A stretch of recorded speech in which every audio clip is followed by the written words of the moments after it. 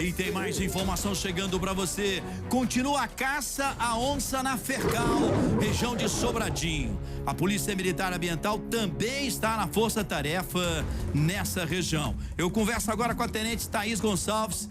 Tenente, boa noite, muito obrigado pela sua presença ao nosso lado. Thaís, começou então esse trabalho da força-tarefa, como foi esse primeiro dia? Boa noite, Henrique. Boa noite a todos que estão nos assistindo. É um prazer falar novamente aqui na Record, trazendo conscientização ambiental. O trabalho está pesado, assim, né? Porque se tratam de dois felinos de grande porte, a população sempre muito assustada, né? A gente não tira a razão. O nosso batalhão está 24 horas envolvido nessa operação. Estamos com o IBAMA, estamos com o IBRAM, estamos com os outros órgãos ambientais e hoje já estivemos no local também verificando o posicionamento das câmeras, conversando com os moradores, estivemos também em reunião com as equipes dos outros órgãos e o trabalho continua, né, para a gente verificar se a gente consegue achar onde que essa onça está. Tenente, explica pra gente, por favor, na prática, como é que é esse trabalho de vocês? Como é que vocês dividem tarefas numa força como essa para tentar localizar esses animais? Então, Henrique, o trabalho do nosso batalhão ele é muito amplo, né? A gente trabalha com conscientização ambiental, a gente trabalha com crimes ambientais, com questão de pesca, trabalhamos na área das águas também, com nossa companhia lacustre. Temos várias frentes de trabalho, mas quando a gente tem um caso específico como esse das onças, a gente desloca o nosso grupamento de operações do Cerrado, que é um grupamento especializado para atuar em área de mata fechada. Então, levamos esses policiais, eles vão entrar, fazer uma incursão dentro dessa área e verificar pegadas, verificar vestígios em troncos de árvores, fazer todo um estudo, fazer um monitoramento. Então, o nosso trabalho está nessa direção, além do patrulhamento que a gente faz na área também.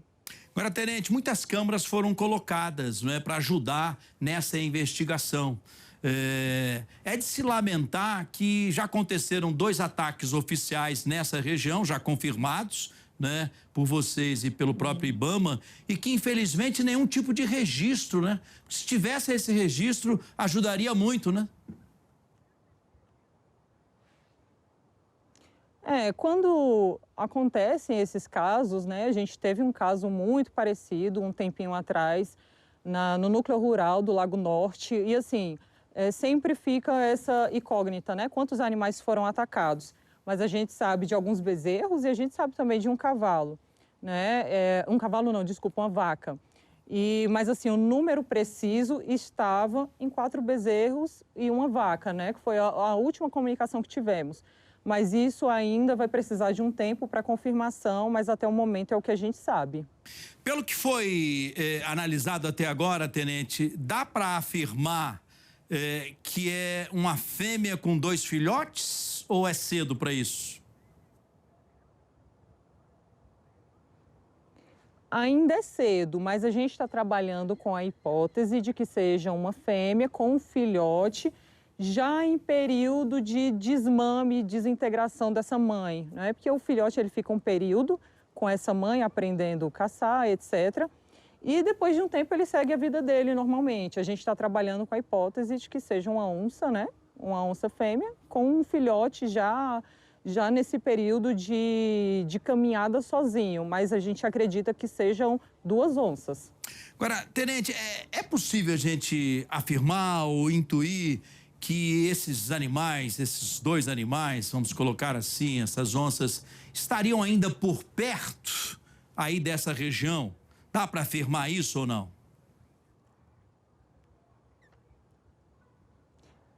Complicado afirmar, mas o que acontece? O raio de circulação de uma onça ele é muito extenso, né? Essa onça pode percorrer 100 quilômetros, 150 quilômetros, então é um raio muito extenso. E naquela região também, né, a gente tem documentado que existem outros animais, outras onças também. Então a gente não consegue precisar exatamente se ela ainda está lá ou se ela já foi para a área de mata, mas por isso que a gente colocou as câmeras para monitorar essa situação.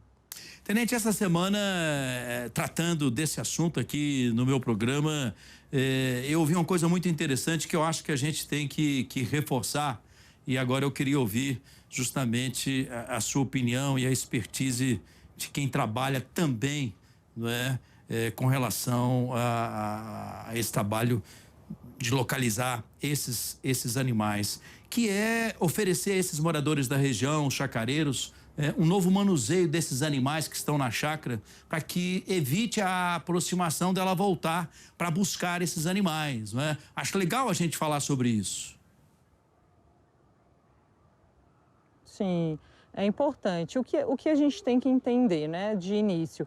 A gente tem que entender que toda vez que a gente coloca uma construção numa área que é habitada por animais silvestres, a gente corre um certo risco, né? Seja por conta de serpente, seja por conta de uma onça. Então, toda vez que a gente coloca uma construção nessa área, a gente está suscetível a isso. Mas o que a gente sempre orienta os moradores, né? Quando tem ataques, geralmente são ataques no período noturno, que é o período crepuscular. Então, a gente orienta que os moradores que possuem animais, né? Enfim, bezerros, vacas, cavalos, que eles coloquem no curral, coloquem em baias, esses animais no período noturno, para que o animal esteja em segurança. Durante o dia é muito difícil ter um ataque, mas no período da noite é mais fácil, porque é o período que a onça sai para caçar. Então, a gente orienta que os moradores façam isso, né?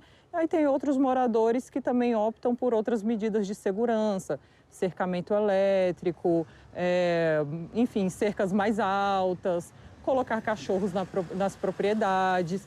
Mas, assim, a gente tem que entender que são medidas paliativas, porque a gente está lá dentro de uma área que é uma área que moram os animais silvestres. Então, a gente está na área deles, né? Então, a gente tem que ter essa consciência de que algum animal pode aparecer em algum momento.